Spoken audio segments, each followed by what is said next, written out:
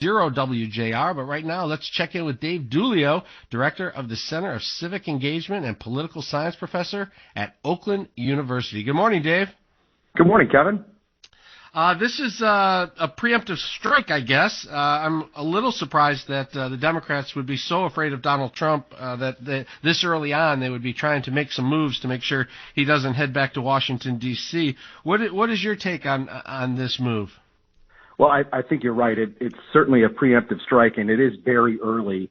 There's really nothing more than a little bit of rumbling that some Republicans might nominate Trump to be Speaker should they take control of the chamber in the 2022 midterms.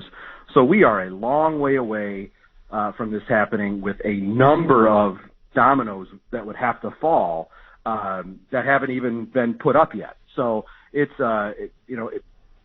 it's an interesting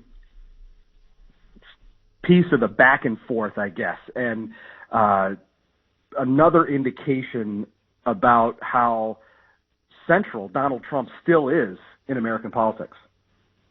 Absolutely. Now, technically, right now, somebody who's not a member of the House could be chosen as the Speaker of the House? That is what seems to be the case. Like in any number of areas, the Constitution is vague.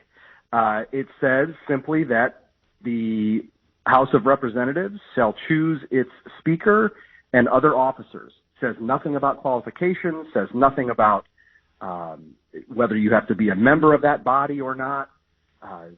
There are some constitutional scholars, legal experts, who argue that indeed you don't have to be a member to be elected Speaker. There have been individuals, including Joe Biden in 2019, who've received votes to be Speaker. Just this last time around, Tammy Duckworth, a member of the U.S. Senate, had one vote to be Speaker of the House. So it's not uncommon for non-members to get votes. It would be, it's never happened, of course, that somebody who's not been a House member has been elected Speaker, though.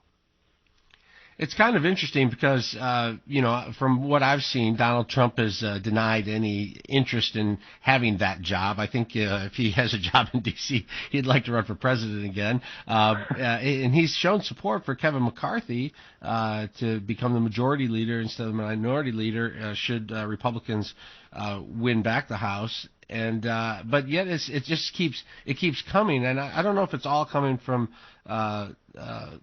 Matt Gaetz in Florida, or if there's a group of people who keep putting it out there, or if this is just something from the internet. But whatever that rumbling is of Donald Trump being Speaker of the House, it's actually been enough to make somebody, an elected official, try and take action on it. Yeah, and I think it all I've read is that the word coming from Matt Gaetz's office that he might nominate Trump to be Speaker should Republicans take the chamber. And I think as soon as Trump is mentioned, Democrats react, and they do so in a very quick, I won't say knee-jerk way, but it's like Pavlov's dog moment where Trump is mentioned and then there's a reaction. And I think that's again an indication of Trump's presence in our politics. Yeah, it's interesting. You mentioned a couple of dominoes that would have to fall for this to happen. What would have to take place for Donald Trump to become Speaker of the House? Sure. Well, first and foremost is Republicans would have to take back the House, and the history's on their side actually to do that. When we have a presidential midterm, the party of the president usually suffers at the ballot box, and in fact, only twice since FDR has the party of the president gained seats in the House of Representatives at the midterm. Should that happen, Republicans would nominate somebody to be Speaker within their own internal party caucus, and that would have to be Trump, I suppose. I guess people could coalesce around him without a formal nomination. But I think another really important factor is that there would have to be enough pro-Trump Republicans elected to the House to get him the votes he needs to be Speaker.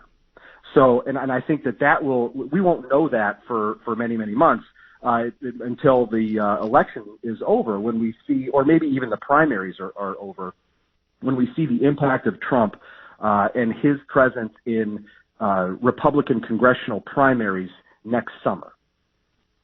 So why is Donald Trump so talked about in politics in Washington when he doesn't even have an elected post? And what impact will he have? I know he's still saying, oh, everybody's going to be very happy. I know my decision about running for president. Everyone's going to be very happy.